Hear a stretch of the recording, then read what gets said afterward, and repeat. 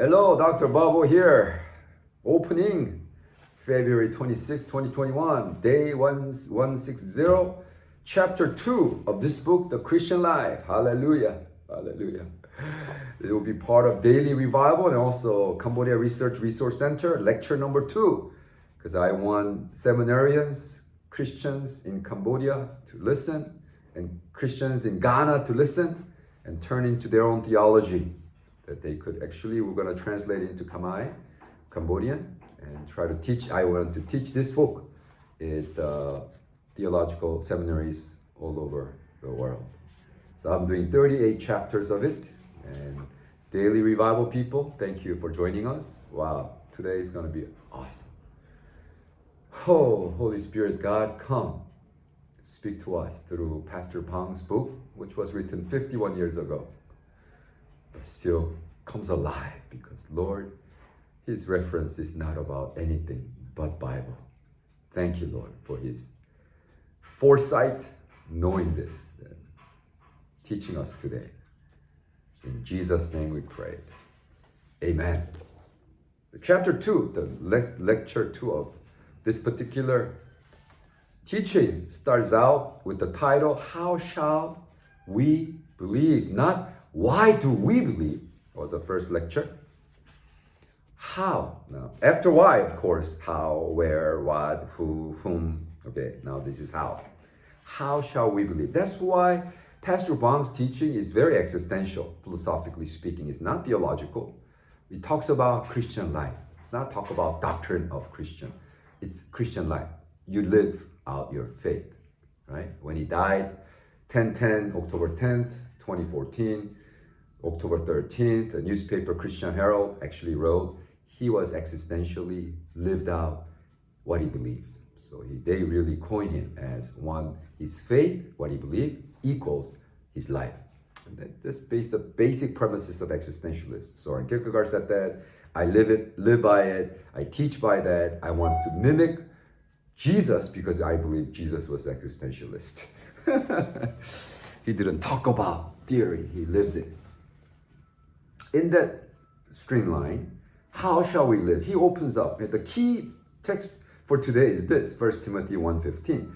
This is a faithful saying and worthy of all acceptance that Christ Jesus came into the world to save sinners, of whom I am chief. This is Apostle Paul's agonizing testimony.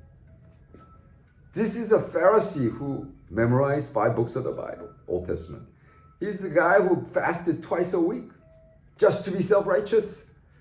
And he's the head of the Pharisee group. He said, according to the law, I was blameless. I kept all the law. But when he encountered Jesus, how he believed was that he said, oh God, I am the chief of sinners. That's it, right? Knowing the main purpose of why Jesus came is to recognize that we're sinners. And then now, how do we believe? Well, first, from this perspective, the question, how shall we believe in Jesus becomes pivotal. He writes, number 1, first, we must recognize that we are sinners. Oh gosh, we are sinners. We need Jesus. And he talks about how Abel and Cain, and Abel was able to offer sacrifice worthy to be received by God. Cain, no.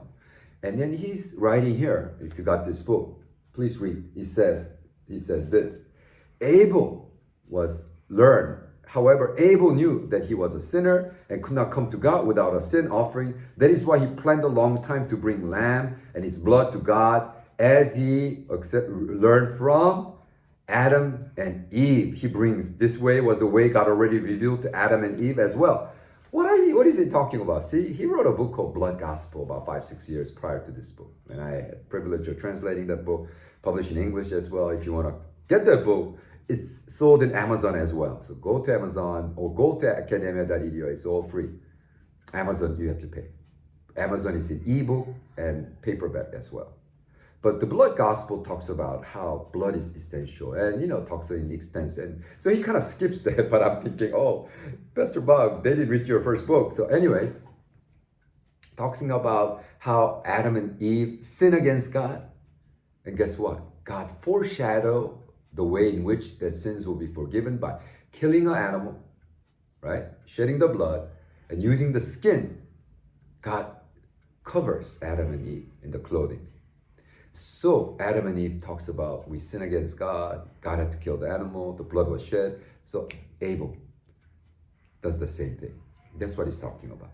First, we must recognize we're a sinner and that the blood has to be involved. We walk by the blood only when we recognize that we're sinners.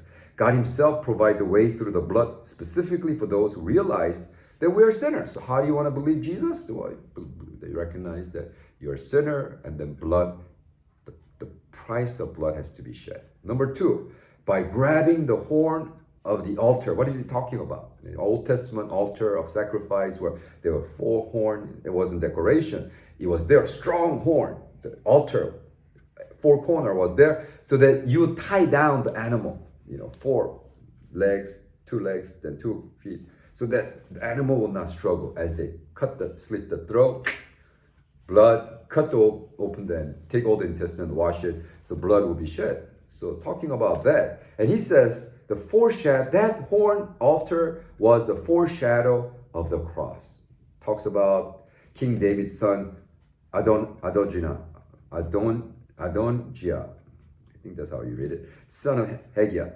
Remember, he revolted and had a coup d'etat saying that I want to be king. And Nathan says no and tells Bathsheba, Solomon's mother, and Bathsheba tells to David, and King David makes Solomon king. And this guy, Adonijah, was so afraid, he runs to altar, hold on to the horn, and he was saved. So he's saying that, how do you believe in Jesus? Well, first recognize that blood is needed and you're sinners, so something has to die. The lamb has to be shed, the blood has to be shed, and you hold on to the altar, and he says it is the symbolism, foreshadowing of the cross that Jesus bare. And of course, that we need to bring that. So the ultimate salvation was taken care. Now you need to bring that sin that you commit daily to that. Number 3, by how? By discovering our sins. Being aware of our sinfulness is not enough. The Bible says that he will appear second time apart from sin for salvation. Hebrew 9:28.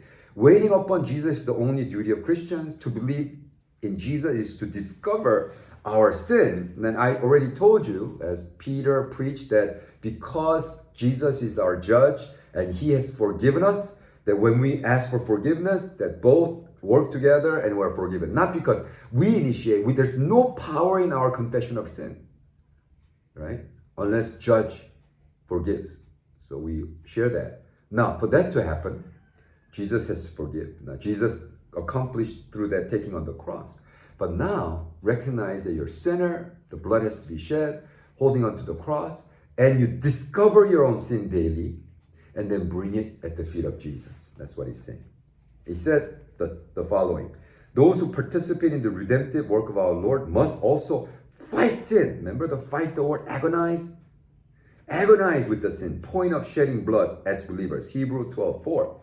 Wow.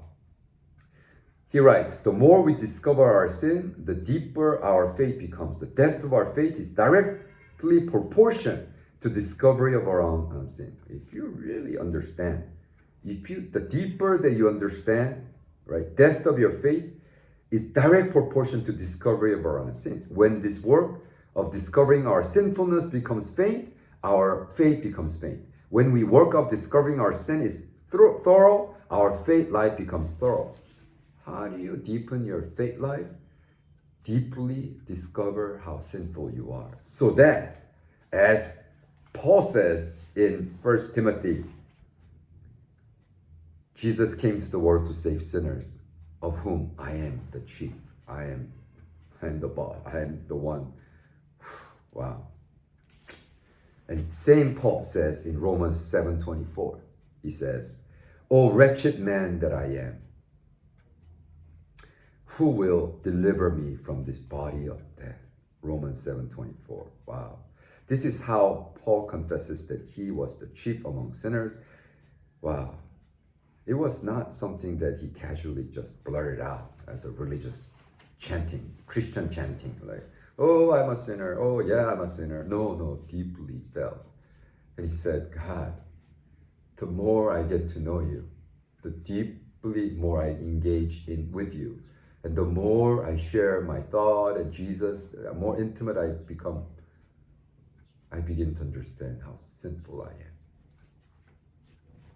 To a point where, number 4, how do you believe in Jesus? By detesting ourselves. Whoa, time out. That's not very Western-centric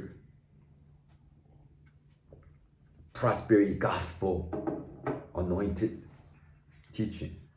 Because, prosperity gospel always says, oh, love yourself, drive that Ferrari, live in that $10 million home because, well, you deserve it, you love it,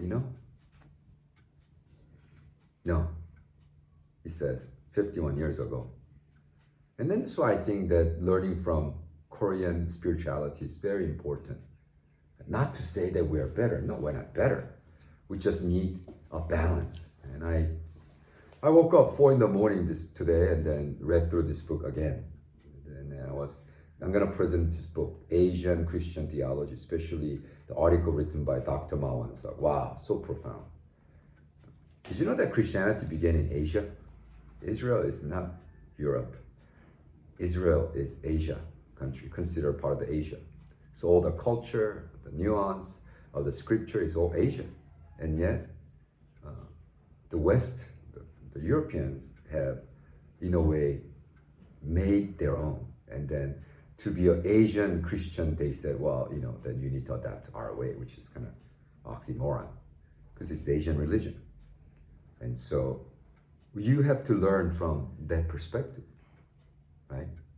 Detest yourself. Don't hate, hating yourself. Oh, I don't want to hate ourselves. Well, no, it's both that needed. Listen, when one discovers one's sins, he begins to hate himself. This is evident in the case of Job. Job was in despair as he could not discover at the beginning why all extreme trials occurred to him. I mean, his kids died in one day. He lost everything. He had enough faith to say, naked I come, naked I go. I'll worship the Lord of my salvation. And yet when his friends just like arguing, Job was able to reply sufficiently to his 4 friends. They were condemning him and even had a victory in argument, oral debate. Even as 4-to-1 ratio being outnumbered, he could not find solution to his sin. There was simply no solution to his frustration, worrying about his sin. Only after Job met and saw God and his perfect creation and harmony was Job able to confess. This confession of Job, chapter 42, 5, 6. I have heard of you by the hearing of the ear, but now my eyes see you. Therefore I abhor myself. I hate myself. I detest myself. Oh my goodness. Detest of Old Testament. Do you hate yourself in presence of God? Because you look like you're warm, filthy rag. That's what King David said. I am just a warm, dirty, warm parasite before you. Well, similar kind of nuanced word was said by Jesus. Believe it or not, Jesus said in Matthew 16:24, if anyone desires to come after me, let him deny himself. The word deny is denying, is detesting oneself. And take up your cross, follow me, die to yourself. You warm? And we deny that. Oh, no. We are good. We're awesome. We are to be prosper. And does God prosper you? Absolutely. I follow Jesus. Look at my life. It's full of blessing. But that's not the reason why I follow Jesus. So then, how shall we believe? By denying and detesting oneself, we must believe. Job's overwhelming trials were overcome when he realized that his true enemy was himself. Wow, how profound is that? Because Pastor Pang was called by this. By the time 51 years ago already, everybody said, he's the Job of Korea. He lost everything. His wife, his daughter, his son, murdered by dictator Park. And then he agonized over that. And he overcame that. And so Everybody said, oh, he's such a righteous man. He's a righteous.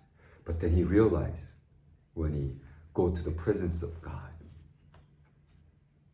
that he detests himself. He hated himself, being a sinner. Oh, wretched man I am. I am the chief of all the sinners. The confession Apostle Paul made was his confession. And he said, that is how you need to believe. So that Job, after he prayed that, Job even played a priestly role of their behalf after realizing he was a sinner, repented himself first, and then this way every issue was solved. Then he became like priestly role to his friends. Pray for them and bless them.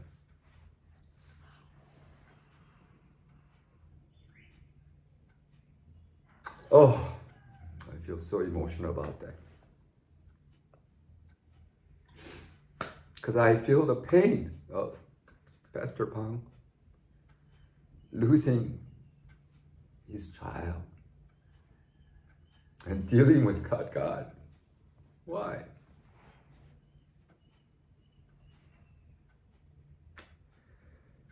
Wretched man I am. Oh God, Holy Spirit, come. Let the reality be revealed to us, and that we find ourselves such an incredible sinner before you, that no self-righteousness, act of righteousness will cover who we really are, God. Wretched man I am. I'm a sinner among sinners. I'm the chief of all the sinners, Lord. Be the confession of my brothers and sisters' confession. In Jesus' name. Amen. Hey, let's be victorious. Amen. I'm so glad you could join us today. Live this day victoriously, and I'll see you tomorrow. Love you. Bye.